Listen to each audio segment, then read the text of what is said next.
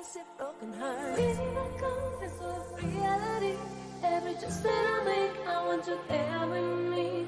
My only life, I want salvation. I find my rest in your safe heaven. My only life, I want salvation. I find my rest in your safe heaven.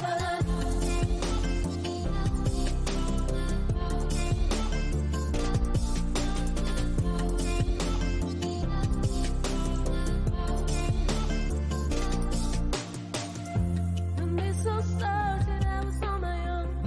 Now you're with me, it's like I'm home. Now I am free, nothing to fear. I found myself when you drew me. You feel my legs, your hope is firm. Without your clothes, my heart is hurt.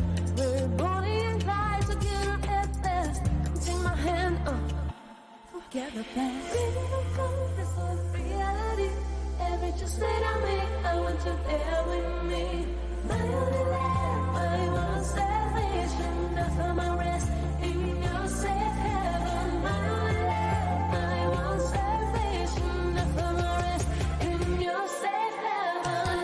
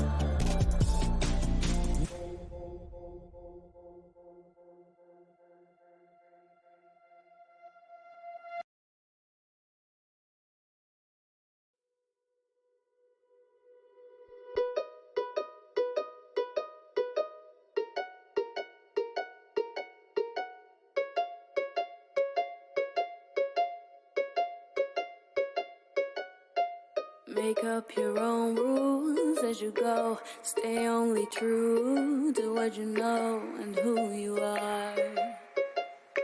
And who you are. The road may be rough, you might not see the top, but winners don't quit and winners don't stop.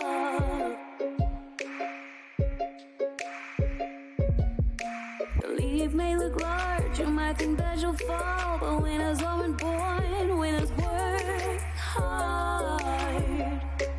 They work hard.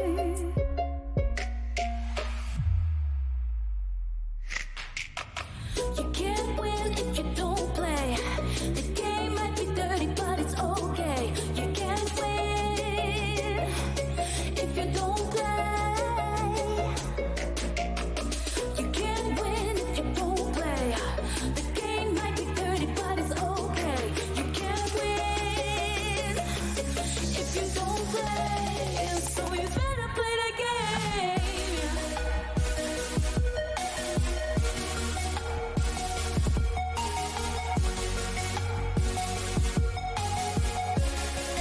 So you better play the game.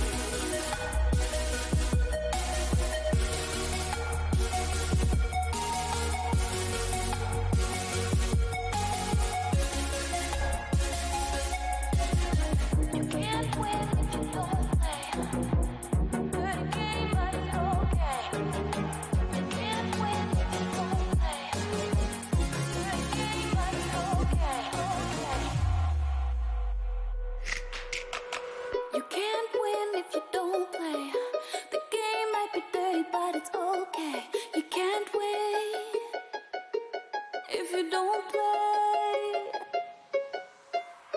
You can't win if you don't play. The game might be dirty, but it's okay. You can't win if you don't play. So you better play the game.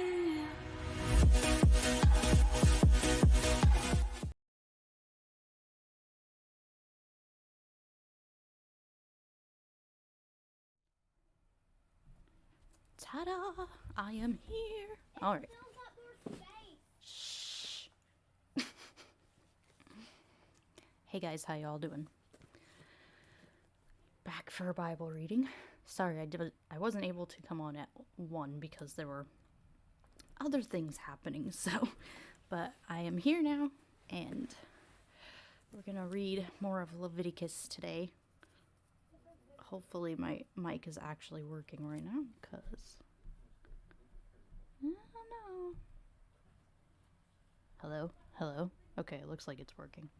If it's not working, tell me, because that happens to me a lot, especially when I change like backgrounds and stuff, because I had to change all of that because Halloween was over and I didn't want to, as much as I love Halloween, I didn't want it to be Halloween all the time on my background. So, and I got my pink and black because those are my colors.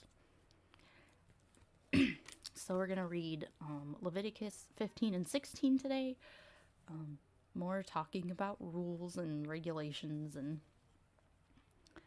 all that fun stuff that people had to stick to back in the day. Sorry. My throat gets really dry sometimes when I'm reading and stuff. Something they don't tell you about being a streamer. Your throat gets dry when you're talking so much. Alright. I am using the NIV version if you guys want to follow along in Leviticus. Oh no, we're going to start on 16, not 15. 16 and 17 today.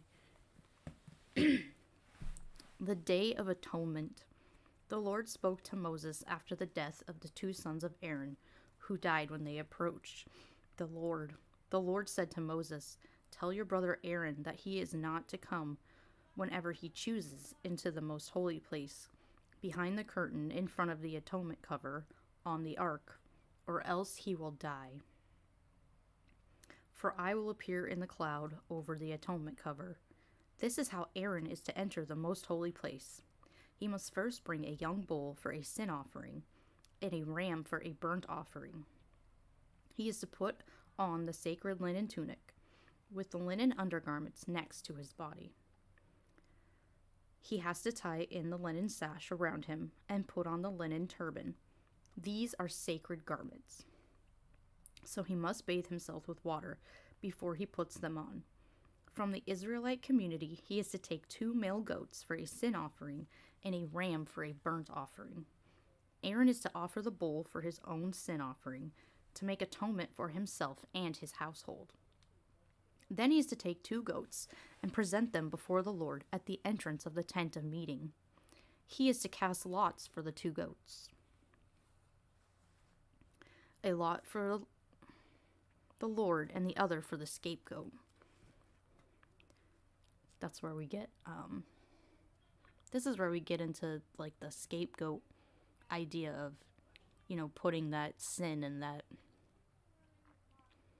all the bad things in your life onto something else and then releasing it into the wild so it runs away from you. And that's kind of that biblical perspective, too, of, Jesus was kind of that scapegoat in that same way that, all the sins of the world were put on him when he was on the cross.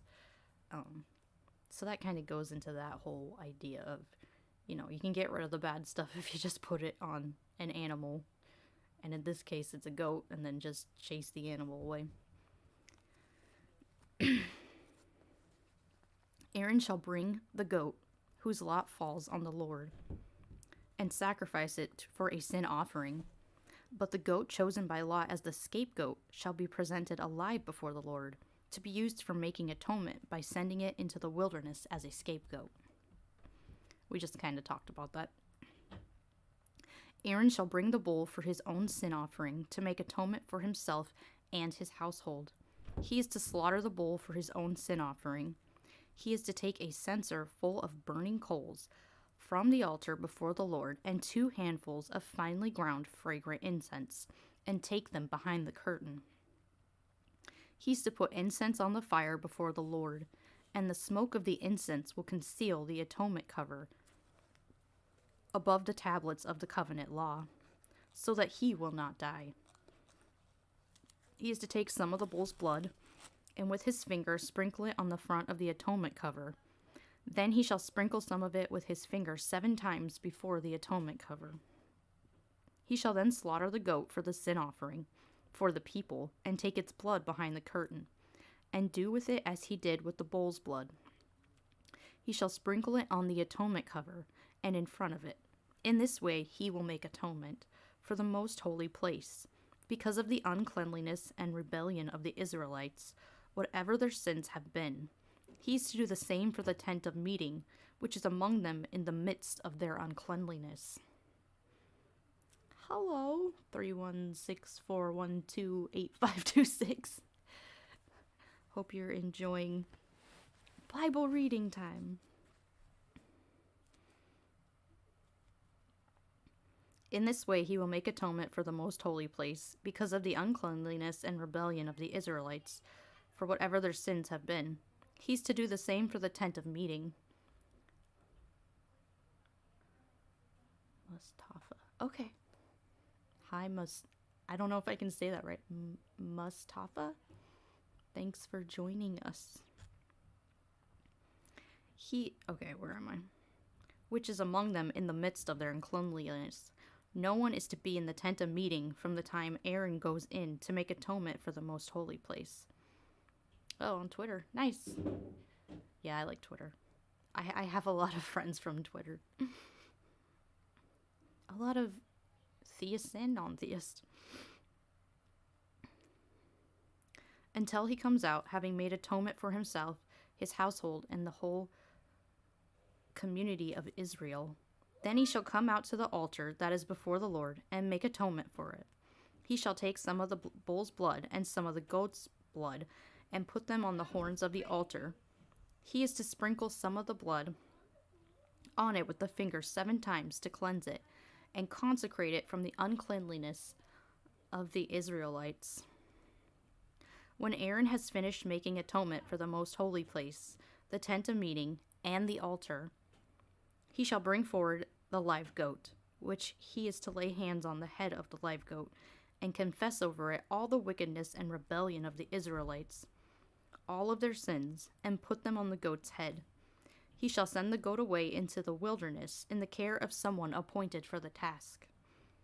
The goat will carry itself all of the sins to a remote place, and the man shall release it into the wilderness.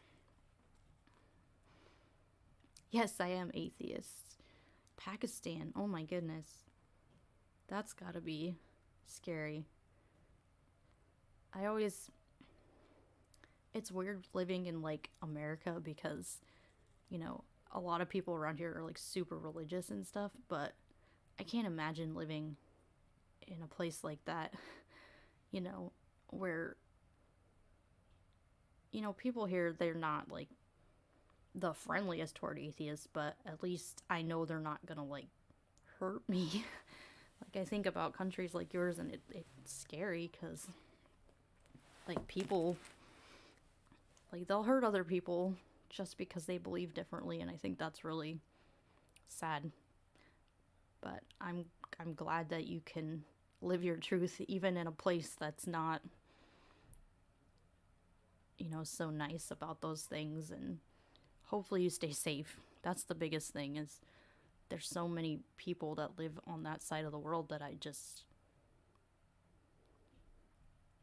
hurt for in my heart, because there's nothing I can do to help you guys, I feel like.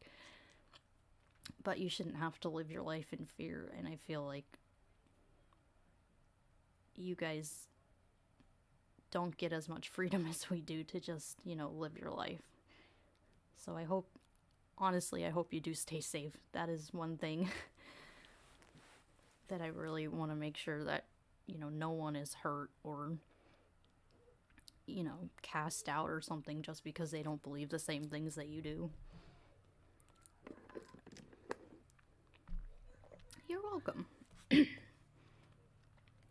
Alright, back to Leviticus.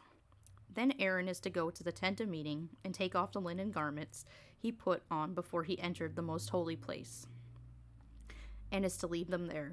He shall bathe himself with water in the sanctuary area, and put on his regular garments. Then he shall come out and sacrifice the burnt offering for himself, and the burnt offering for the people, to make atonement for himself and for the people. He shall also burn the fat of the sin offering at the altar. The one who releases the goat as the scapegoat must wash his clothes and bathe himself with water. Afterward he may come into the camp. The bull and the goat for the sin offerings, whose blood was brought into the most holy place to make atonement, must be taken outside the camp. Their hides, flesh, and intestines are to be burned up. The man who burns them must wash his clothes and bathe himself with water. Afterward he may come into the camp.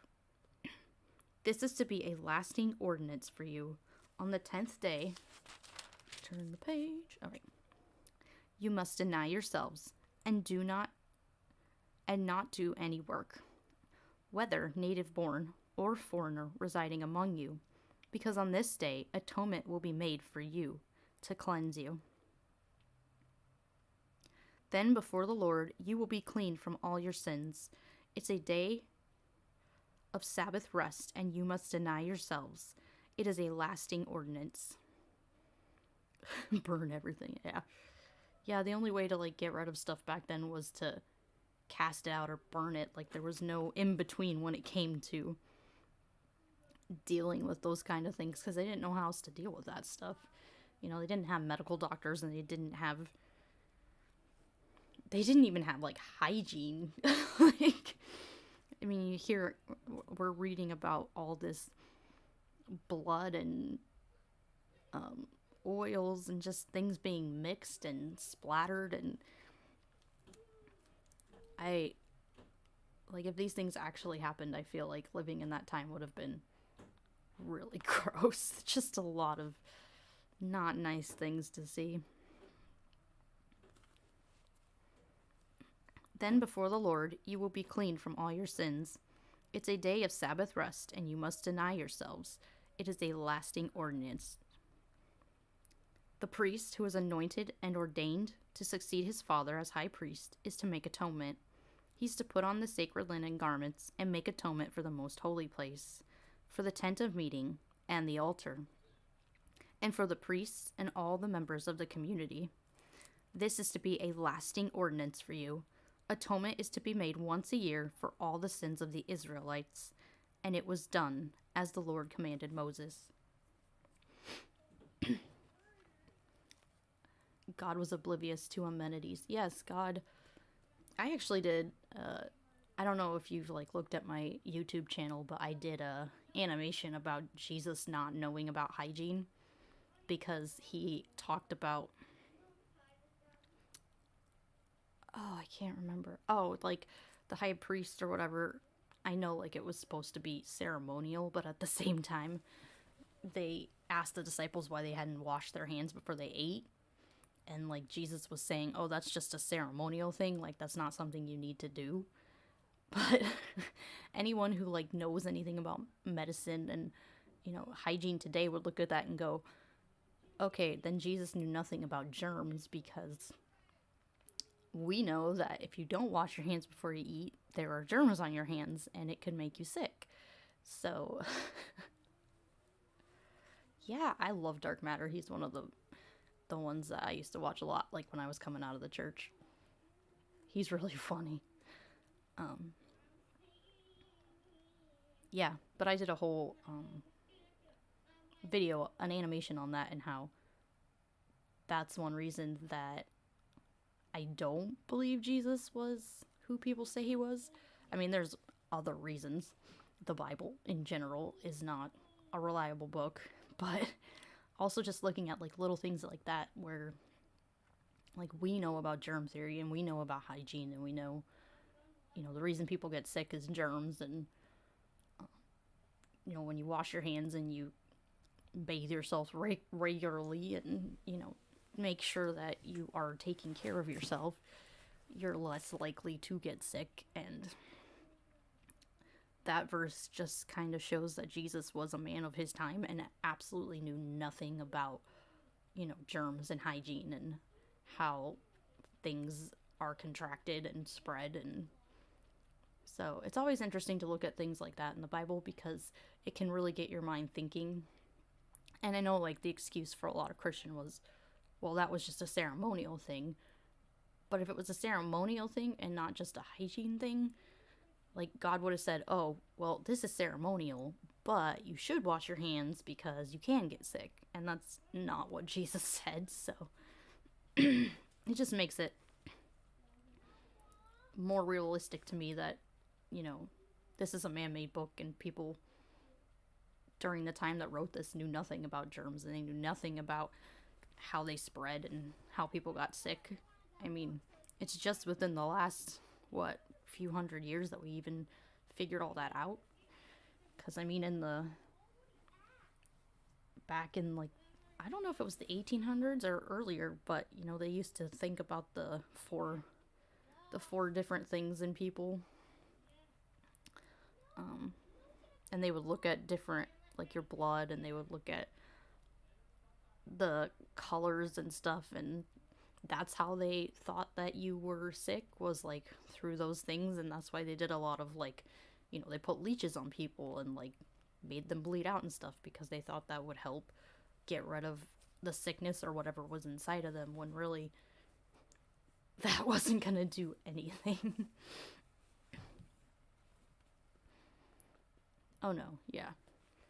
There's a whole bunch of stuff that is just, if you look at it from a secular viewpoint and you look at it from, things that we know today, you can see that there are a lot of problems with the Bible and a lot of issues that, Christians don't bring up, and they just kind of dust under the rug and hope people don't look at those things, or if they do, they just, they have apologetics for that, where they just make excuses instead of saying, oh, well, yeah, that doesn't make sense, or, oh yeah, that should not be happening, and God shouldn't have said that. God gets a free pass because he's God, and that's it. There's not really this idea that as a human, you should question God, and you should, use your own moral compass to judge God, because you're not allowed to judge God, because God is all powerful and all knowing, and you're human, so you don't know what you're talking about. That's basically what Christians say. So yeah, apologetics, that's a hard one to deal with too. All right, back to the reading of the Bible. Okay, so we're on Leviticus 17, and we're gonna read about eating blood is forbidden. So this is for all the vampires out there. The Lord said to Moses, "Speak to Aaron and his sons and to the Israelites and say to them, 'This is what the Lord has commanded. Any Israelite who sacrifices an ox, a lamb, or a goat in the camp outside of it, instead of bringing it to the entrance of the tent of meeting, or to present it as an offering to the Lord in front of the tabernacle of the Lord, such persons shall be considered guilty of bloodshed. They have shed blood and must be cut off from their people. This is so the Israelites will bring the Lord the sacrifices they are now making in the open fields. They must bring them to the priest, that is, to the Lord at the entrance of the tent of meeting, and sacrifice them as fellowship offerings. The priest is to splash the blood against the altar of the Lord at the entrance of the tent of meeting, and burn the fat as an aroma pleasing to the Lord. They must no longer offer any other sacrifice to the goat idols to whom they prostitute themselves. This will be a lasting ordinance for them and for the generations to come." It is interesting that, what if they kill those animals for, I guess they just can't kill them for sacrifices, but what if they're killing them for, food? They're not allowed to do that either? Do the priests have, I don't know how that'll work. I guess it was more of the fact that they just didn't want them to sacrifice anything to any other gods but their God. Say to them, any Israelite or any foreigner residing among them who offers a burnt offering or sacrifice and does not bring it to the entrance of the tent of meeting to sacrifice it to the Lord must be cut off from their people. I will set my face against any Israelite or any foreigner residing among them who eats blood, and I will cut them off from their people. For the life of a creature is in its blood, and I've given it to you to make atonement for yourself at the altar. It's not the blood that makes atonement for one's life. Oh, it is the blood that makes atonement for one's life. I was like, what? Yeah, apparently you can't eat blood. Therefore I say to the Israelites, none of you may eat blood, nor may any foreigner residing among you eat blood. Any Israelite or any foreigner residing among you who hunts any animal or bird may be eaten must drain out all the blood and cover it with the earth. Yeah, I don't know how you eat blood. I wonder if you could, like, oh, that's gross.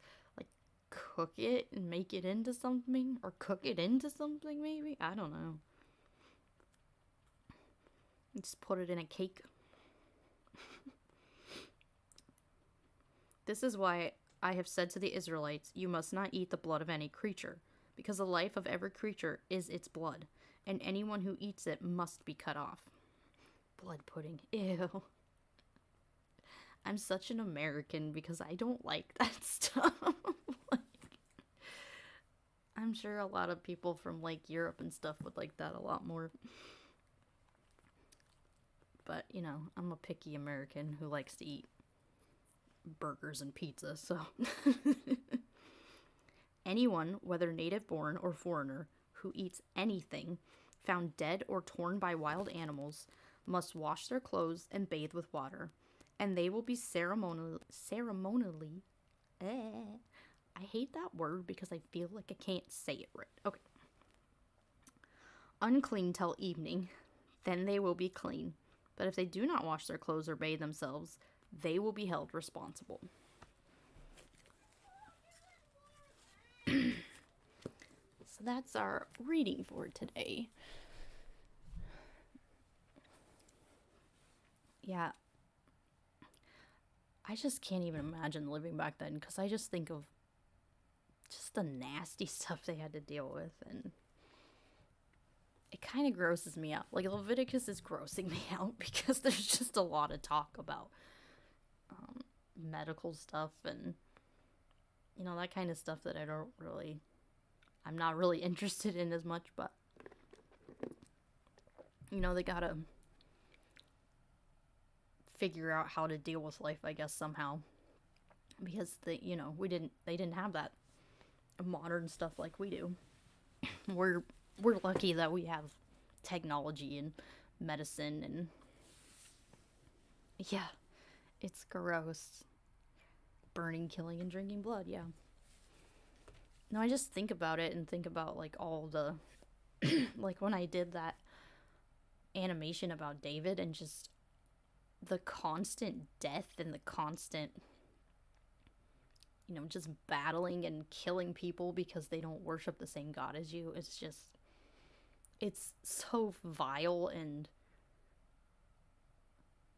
when I was a Christian, I just never looked at it that way, because for me that was normal. Like, this is what God commands, this is what you do.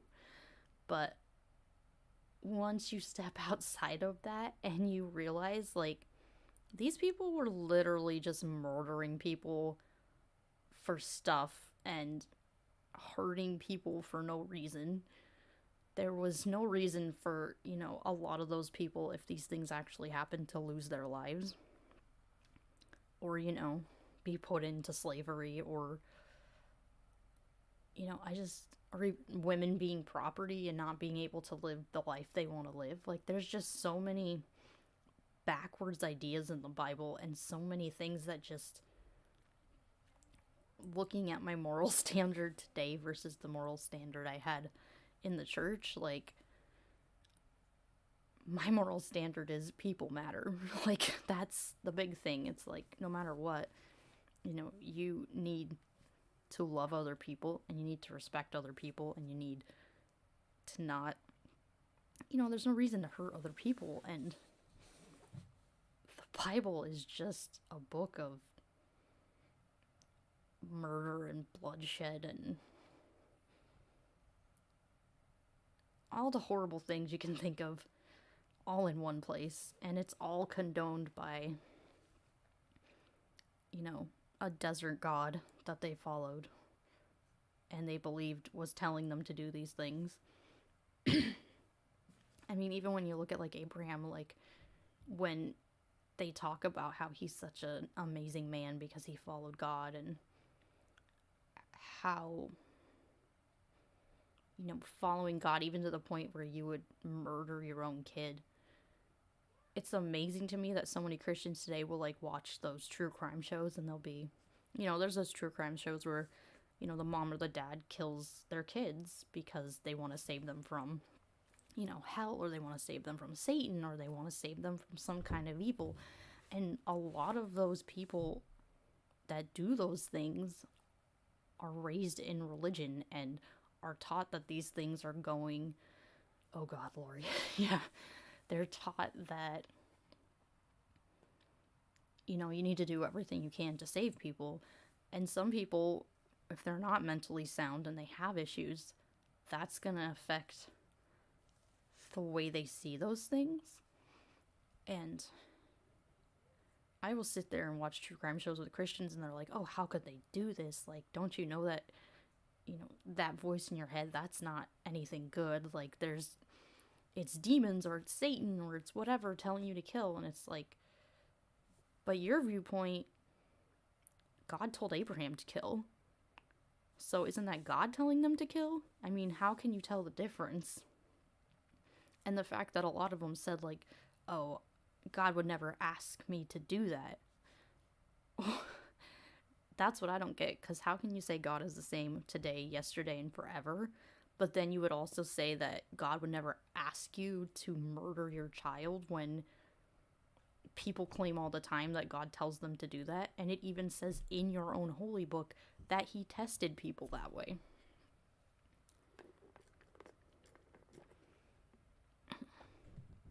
Oh yeah, they definitely try to just erase everything that's in there, and or a lot of people who are like strict followers, they're very set on this idea that God can do whatever he wants because he's God. And they don't have any bodily autonomy, and they don't have a right to tell God that they have bodily autonomy, because God is God and he's the one who made you, so he can do whatever he wants to you whenever. And that's how they excuse a lot of the bad and unethical and unmoral things in the Bible, because you're a creation and you have no right over yourself because this God created you. And that just blows my mind, because if you think about kids, like if you have children, is that how you think about your kids? Like, they have absolutely no right to be themselves. Like, you don't have a right to tell them what to do. You don't have a right to, like,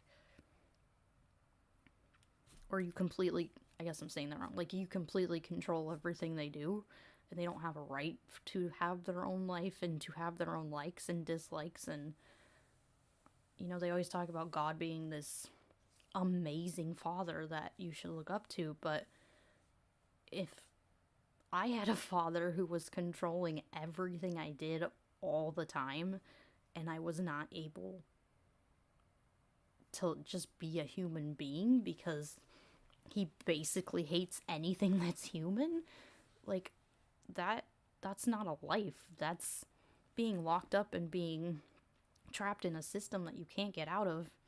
And, you think about people that are in controlling situations like that, where they can't get out, where they can't express who they are, where they can't be the kind of people they want to be because of religion, and because, family members will disown them, or they will treat them poorly because they are not living up to this unrealistic standard that has been put in their minds from religion. And to me, that's just horrible. And I don't look at the Bible God as a father anymore, because in my opinion, no good father would treat a child like that.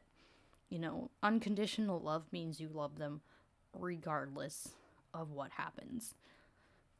I mean, people do crazy things sometimes, and you don't always know what's happening in their minds. But like, if my child had a mental problem and they did something wrong, I would try to make sure that they would get help for that mental problem. But I would also make sure that, they knew right and wrong, and that if they had to go to jail or something for their crimes, like, yes, that sucks, but at the same time, like, I'm not gonna disown them or not love them because they did something wrong. Like, they're still human.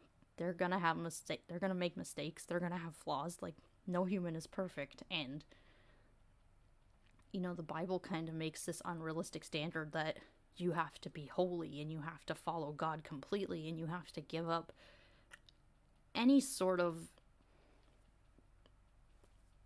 I don't know, just yourself, individuality, basically. You have to give all that up to please God. And it's like, well, what does God wants robots? Because that's basically like he's saying, I don't want you to do anything outside of what I tell you to do.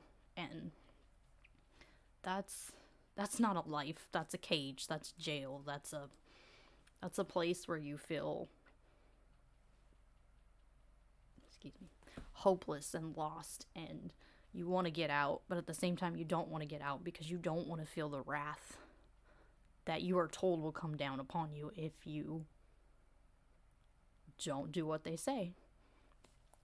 Fear is definitely a scare tactic used in religion, and I think that was one of the biggest hurdles I had, was getting over that fear of,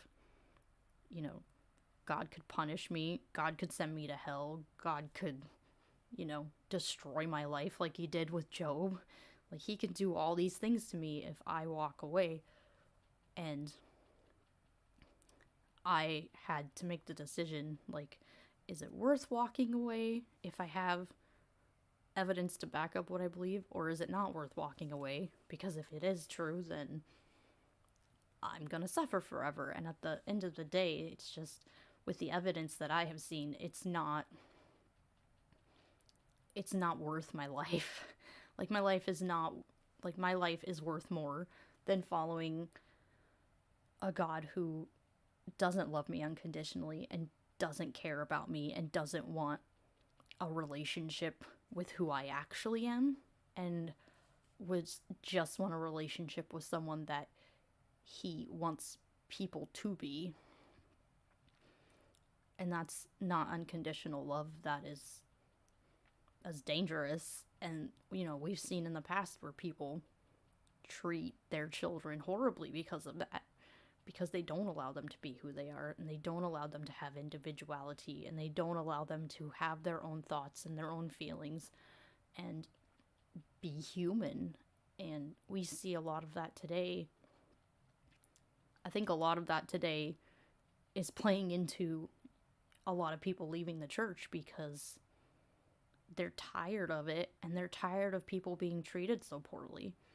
People should be allowed to live their lives. They should be able to do what they want to do. They should be able to say what they want to say. They should be able, if they want to live a different lifestyle than you, that's okay. It doesn't harm you. It doesn't harm your church. It doesn't harm anything in society that I can see. It's very much just this idea that you have to stay in this bubble because everyone else had to stay in that bubble, and people don't want to do that anymore. And I'm glad people don't want to do that anymore. We are growing, we are learning. Humanity is slowly evolving into this mindset that we don't need this imaginary being, and we don't need this, I don't know, we don't need religion. We don't need to have these things in order to be good people. We don't need these things in order to treat people decently. We don't need these things basically at all. There's I guess from my point of view, there's not a lot of good things that come out of religion. And in today's society, we have a lot more options in order to have like communities like this. Because I think in the past, church was kind of that community hub where people would meet and they would talk and they would spend time together. And people are realizing now, like, you don't need to have a church to do that. You know, we have online communities that we can do. We have communities within our cities that you can like meet up on. Like if you go to meetup.com, was it .com? You can meet up with, you know, anybody who has the same hobbies as you, or if there's an atheist group you want to be a part of, or any of those things that you can branch out into, that you don't need to have your church be that community hub anymore. And I think that's really helping people, and it's really helping everyone see that you can be yourself and you don't need a church to do that. There's community wherever you go, and there's community that will support you regardless of where you are. I think I'm lucky because I live in a city that's very liberal and has all kinds of different people that I can talk to and that I can, you know, hang out with and discuss things with. But I also have this amazing online community that I found during COVID because I couldn't go out and meet people all the time. And I have to say, like, this online atheist community that I've met, I mean, they're not all atheists. It's called the atheist community because a lot of us are atheists, but there's theists in it. There's, you know, people who, you know, witches, warlocks, whatever they call themselves. I'm not trying to be offensive. If I'm offensive, I'm sorry. But there's people who do believe in other things, and they're part of that community, and I think that's great. You know, people want to believe that stuff. Like, I tell them, I'm like, I'm totally okay with you believing what you believe as long as it's just your belief. My problem is with Christianity, the whole basis of Christianity is to convert and to get as many people to go to heaven as possible, which means you're constantly thinking in your mind of ways to get people to go to church, to get people to believe the gospel, to get people to read the Bible and believe it. But there's no, I don't know, good evidence to back it up. It's just people's testimonies, and it's what people think in their minds and how they see the world differently because they were either raised in this or they were converted and completely bought into that idea that whatever religion they were in was true. And my biggest problem with Christianity is that it's not a private religion. Like, if it was just a religion that's like, oh, just save yourself and don't worry about other people, that would be completely different than how I was raised, because I was raised fundamentalist, and their whole idea was you have to save as many people on this planet as you can for God and for Jesus. And like, they would push that on you every week. Like, have you talked to your friends? Have you talked to your neighbors? Have you talked to your, the teachers at your kid's school? Like, it's this never-ending push to get more people into the church. And in America here, it's frustrating because it's not just part of that church community. You know, that stuff doesn't stay within the community, especially in places like the South, because they are the Bible Belt and they 100% try to push all those things in their agendas where it blends into politics, and that hurts people, and that's not okay. And that's a big reason why I do what I do. Not just to help people who are coming out of it, but to help people see that it is very damaging when it gets mixed into government and it gets mixed into denying people their rights and denying people the right to live whatever life they want to live. And I think that's very important. And I'm lucky to live in a state that is liberal and, allows those things for people to be free and to be open and to live their lives and to not judge them and make them feel like they're worthless or that they don't matter as much because they want to live differently. And I look at other states like Texas, and especially Texas right now, because they're going through all that, trying to ban everything they can, and it's just,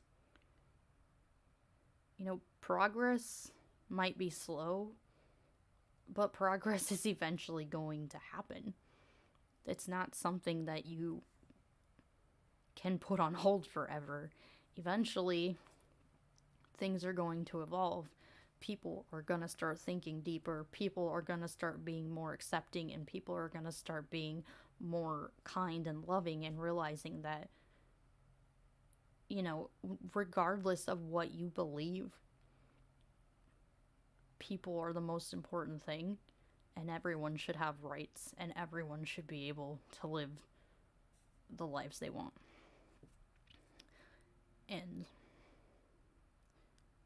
they're gonna try with everything they have to block and keep those things away from people as long as they can. But in the end, progress always wins, because things have to change and things can't stay the way they are. And it's gonna happen eventually. We might be fighting for 100 years, but eventually those things are going to be normalized, and that's okay. Change is okay. I am proof of that. I grew up fundamentalist. I was a Christian till I was 28 or 29 years old. I fully believed it. I fully believed that I was doing what I was supposed to be doing. I fully believed that I was on, God's path. And looking back at that, yeah, there are a lot of things that sucked about it, but at the same time, I can look back on that and say, I know who I am now because I was raised that way, and I know the dangers that go with it, and I know the problems that go with it. And I'm gonna raise the next generation, at least in my house, to be more supportive of people, to be more loving towards people, to be more kind towards people, and to not let religion cloud their judgment or cloud their thinking skills, and allow them to decide on their own what they want to do. But if I give them the tools that they need in life, they're not gonna be conned by these people. They're not gonna be, used for an agenda to be pushed. They're gonna see things from their perspective, and they're, it's hard because people always ask me, well, what if they become Christians? And my answer is, I don't mind what my kids do, as long as they have a good reason, good evidence or good whatever to back up what they believe. But a lot of the times, that's not the case. And I think that's what frustrates atheists the most, is just that lack of evidence and that lack of understanding from Christians that just don't quite grasp certain things, or they just refuse to because they don't want to know that Christianity is not what they believe it to be. I don't know. I'm babbling. But, yeah. Thanks for coming and reading with me. I just remembered I need to start doing this at the end of all of my stuff, so I want to give a big shout out and thank you to all my patrons on Patreon. thank you so much for supporting me and for giving me this chance to be on here and to read with you guys. And if you want to support me on Patreon, I'm on Patreon at Overprotected Atheist. But big thank you again to, I have 3 right now, and they're amazing, and I'm so happy that people support me that way. Thank you for coming today, if you came today. Okay, thank you. I feel like I just go on rants sometimes, and I'm sure they sound better than I think they sound, but I get up on my soapbox sometimes, and I feel like sometimes I need to just step down. If you haven't seen me yet, I have a Twitch, Overprotected Atheist. I do a YouTube channel, Overprotected Atheist. I have a couple live streams. I do stream this on Twitch and YouTube, so if people want to read along in the Bible, they can. And I do animations, because I really like those, and I think they're fun. And I'm actually working on one. Well, I'm going to start working on one pretty soon, because I'm doing a collab with someone, so be on the lookout for my next animation, because it's going to be a collab with someone else in the community. Instagram, Overprotected Atheist. You can find me at OP_atheist on Twitter. There's one more. Oh, Facebook. I have a Facebook too. Overprotected Atheist. And I have a website. If you can't find me and you just want to find everything of me in one place, overprotectedatheist.com. I have a little blurb about my life. It's not a lot. And then I have books that I suggest to people who come out of the church or are thinking about coming out of the church. My Teespring store is there if you guys want any goodies that say Overprotected Atheists or Break Out of the Bubble. That's all on there. I'm trying to think. I have kind of bloggy things, but I haven't really been blogging. I should blog more. But I have so many other things happening in my life right now. Like, it's a lot to be a mom and a streamer and have other part-time jobs and take care of a house and, just life in general. But I'm doing what I can. Thank you all for coming. I will be back tomorrow. I will be doing this at 1 o'clock tomorrow. So if you guys want to come at 1 p.m., I will be doing my live stream for, what are going to read, 19 and 20 for Leviticus. So I hope if you can join me then tomorrow. I hope you'll have a wonderful day, evening, morning, wherever you are. And I will see you all tomorrow. Bye, guys.